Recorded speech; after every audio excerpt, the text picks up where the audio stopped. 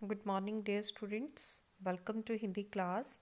Students, आज हम हिंदी के सिलेबस में निबंध करेंगे और आपके इसमें 3 निबंध हैं। फर्स्ट है गणतंत्र दिवस, हमारे राष्ट्रीय प्रतीक, आंखों देखा मेला। तो आज हम 2 निबंध करेंगे, फर्स्ट वन गणतंत्र दिवस और हमारे राष्ट्रीय प्रतीक। तो सबसे पहले मैं आपको बताऊंगी कि निबंध किस तरह से लिखा जाता है और निबंध क्या होता है, पहले हम वो देखेंगे। तो फर्स्ट, जैसा कि आपकी बुक में पेज नंबर 24 244 पेज नंबर 244 इसमें दिया हुआ निबंध लेखन। तो यहाँ पर पूरा निबंध के बारे में बताया गया है कि निबंध किस तरह का होता है और उसमें उसको प्रभावशाली बनाने के लिए क्या क्या करना चाहिए। तो सबसे पहले तो निबंध लिखना एक महत्वपूर्ण कला है। अगर स्टूडेंट्स आपको याद होगा, फर्स्ट टर्म में ये मैंने सारा आपको एक्सप्लेन किया था। तो फर्स्ट है निबंध लिखना एक महत्वपूर्ण कला है। निबंध को मर्मस्पष्टि और प्रभावशाली बनाने के लिए भाषा पर अच्छी पकड़ होनी अनिवार्य है। मीन्स आपकी भाषा के ऊपर कमांड होनी चाहिए। जैसे आप हिंदी का निबंध लिख रहे हैं तो हिंदी की कमांड होनी चाहिए। उसके बाद निबंध का क्षेत्र बहुत ही विस्तृत है और निबंध लिखना तथा उसे प्रभावशाली बनाना गद्य की कसौटी है। अब उसके बाद निबंध को प्रभावशाली बनाने के लिए क्या क्या चीज़ें ज़रूरी हैं। सबसे पहले शब्द सीमा का ध्यान रखना चाहिए कि जो आपके वर्ड्स हैं वो लिमिटेड होने चाहिए। उसके बाद सेकंड पॉइंट है निबंध को मुख्य मुख्य बिंदुओं में बांटना चाहिए। मीन्स जो भी मेन टॉपिक्स हैं उनके अंदर डिवाइड कर लेना चाहिए। जैसे पैराग्राफ में हम डिवाइड करते हैं, जैसे एक चीज़ के बारे में बोलना है तो उसको हम डिवाइड कर लेते हैं।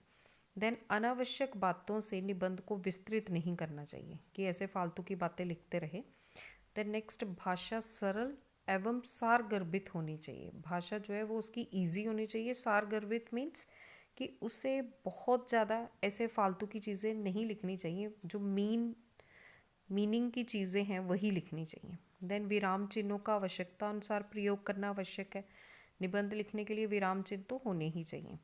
जहाँ पर आवश्यक हो दोहे, शेरो शायरी या किन्हीं गीतों के बोल निबंध को जीवंत बनाते हैं। जैसे आपने देखा होगा, कई बार आपने निबंध पढ़े होंगे तो उसमें स्टार्टिंग जो है वो किसी दोहे से स्टार्ट किए जाते हैं, उससे निबंध जो है अच्छा बनता है। देन नेक्स्ट वन, उपसंहार के अनुच्छेद में सारांश को प्रविष्ट करें कि जो उसका सारांश होता है वो ज़रूर लिखना चाहिए कि कंक्लूजन, एंड में जो कंक्लूजन लिखा जाता है। उसके बाद निबंध लिखने से पहले उसकी अच्छाइयों बुराइयों के ऊपर चिंतन करना निबंध को हृदयनुगामी मर्मस्पर्शी बनाता है। मीन्स हृदय को छूने वाला। देन निबंध की भूमिका आकर्षित तथा कलात्मक होनी चाहिए। जो भूमिका मीन्स जो आप स्टार्टिंग करते हैं निबंध की, वो आकर्षित होनी चाहिए, अट्रैक्टिव होनी चाहिए। आगे कुछ निबंधों के उदाहरण देखें। यहाँ पर बहुत सारे निबंध दिए हुए हैं, ठीक है, ये एग्जाम्पल्स दिए हुए हैं, लेकिन हम वही निबंध करेंगे जो आपके सिलेबस में है। तो आपके सिलेबस में 2 निबंध हैं, एक तो है गणतंत्र दिवस और दूसरा है हमारे राष्ट्रीय प्रतीक। तो ये है आपका पेज नंबर 250, ठीक है। पेज नंबर 250 पे हमारा निबंध है हमारे राष्ट्रीय प्रतीक। आज हम ये करेंगे, ठीक है। एक ये करेंगे और दूसरा करेंगे हम गणतंत्र दिवस, ठीक है। तो सबसे पहले हम राष्ट्रीय प्रतीक करते हैं। राष्ट्रीय प्रतीक क्या होते हैं? राष्ट्र मीन्स नेशनल, प्रतीक मीन्स सिंबल। जो हमारे नेशनल सिंबल्स हैं उनके बारे में बताया गया। ये तो आपको भी पता होगा कि हमारे नेशनल सिंबल्स कौन कौन से हैं। तो ये पूरा जो निबंध है ये नेशनल सिंबल्स के लिए बताया गया।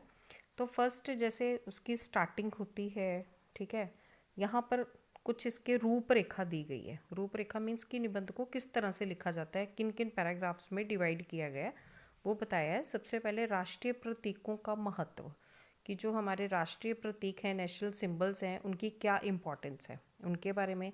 देन 5 राष्ट्रीय प्रतीक, हमारे कौन कौन से राष्ट्रीय प्रतीक हैं वो बताए गए हैं। उसके बाद राष्ट्रीय प्रतीकों का सांस्कृतिक और सामाजिक अर्थ, ठीक है, उनका कल्चरल और जो सोशलिस्ट कौन सा अर्थ है, कौन सा मीनिंग है, सोशल मीनिंग क्या है।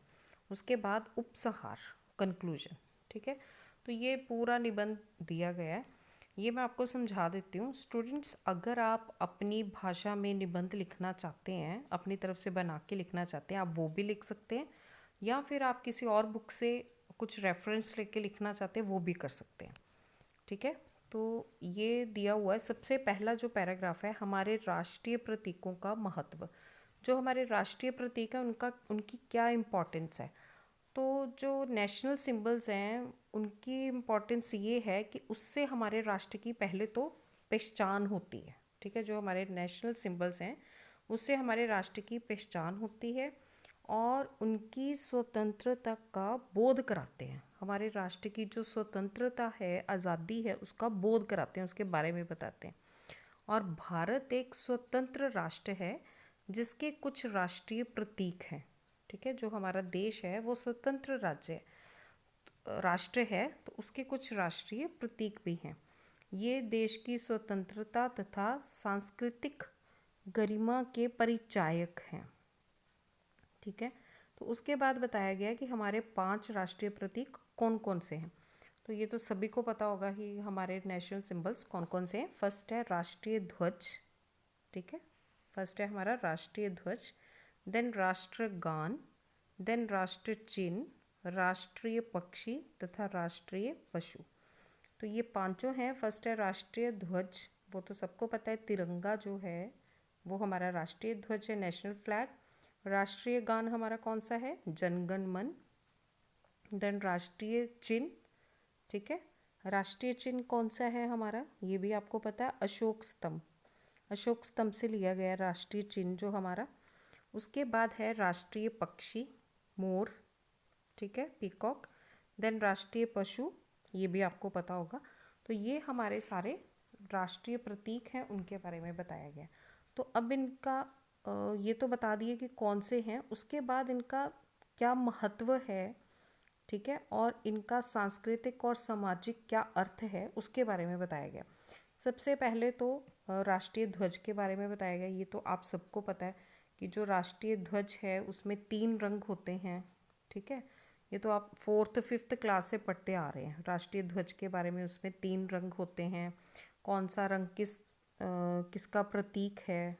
ठीक है, जैसे उसकी लंबाई चौड़ाई क्या है। जो उसका सबसे सफ़ेद रंग है वो शांति का प्रतीक है।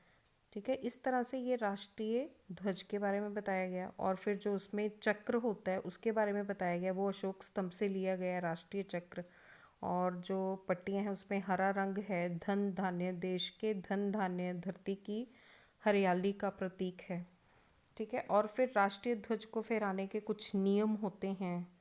जैसा कि आपको पता है कि आपके स्कूल में भी हर साल 15 अगस्त पे और गणतंत्र दिवस पे, गणतंत्र दिवस में 26 जनवरी को राष्ट्रीय ध्वज लहराया जाता है।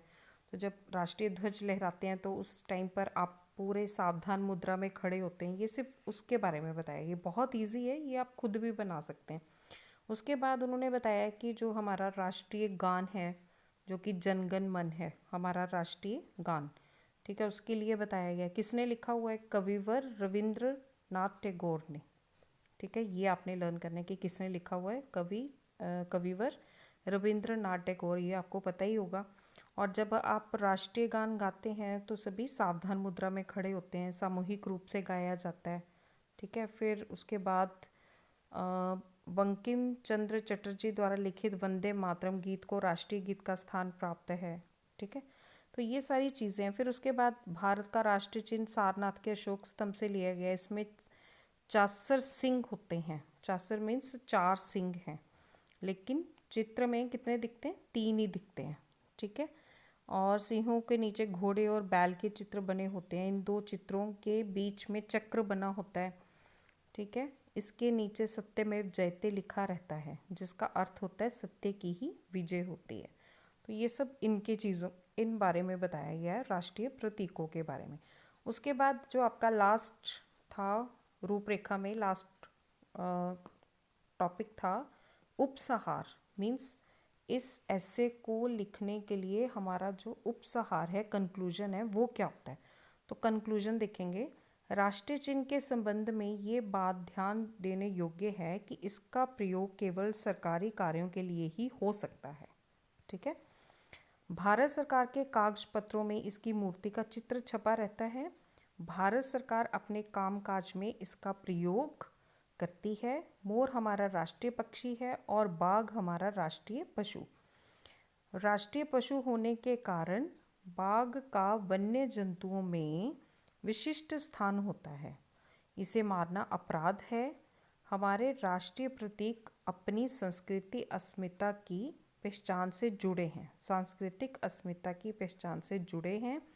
यह सभी देशों की गौरवमयी परंपराओं एवं जीवन मूल्यों को उजागर करते हैं। ठीक है स्टूडेंट्स, ये आपका उपसहार है और ये आपका पूरा ऐसे है। बहुत ही इजी है, इसे आप 2-3 बार पढ़ेंगे तो आपको लर्न भी हो जाएगा। तो बाकी जो इसके ऐसे से रिलेटेड जो भी डाउट्स होंगे वो हम डाउट क्लास में ले लेंगे। ओके स्टूडेंट्स, नेक्स्ट वीडियो में हम नेक्स्ट ऐसे करेंगे गणतंत्र दिवस।